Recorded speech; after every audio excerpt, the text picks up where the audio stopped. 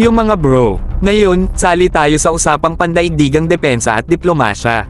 Ang sulat ni US President Joe Biden sa mga komite ng Capitol Hill ay nagpapahiwatig ng malaking pagbabago sa ugnayan ng diplomasya, na nagpapahiwatig ng potensyal na pagbebenta ng mga eroplano ng Lockheed Martin na F-16 sa Turkey. Sana all mga bro. Ito ay nagpapakita kung gaano kahalaga ang mga estratehikong alyansa at kalakalan ng armas sa kasalukuyang pandaigdigang tanawin. Ang panawagang mabilis na aprubahan ng pagbebenta ay nagpapakita ng kahalagahan at bigat ng sitwasyon. Sa Turkey na pinagtibay ang pagiging miyembro ng NATO ng Sweden, ang tanghalan ay nabuo para sa isang bagong yugto sa mga ugnayang transatlantic at kooperasyong militar. Ang proseso ng pagiging miyembro ng NATO ng Turkey, na matagal nang naantala, ngayon ay papalapit na sa katuparan. Ito ay hindi lamang nagpapalakas sa kolektibong depensa ng NATO kundi nagpapakita rin ng pagbabago sa mga geopolitikal na dynamic sa rehiyon.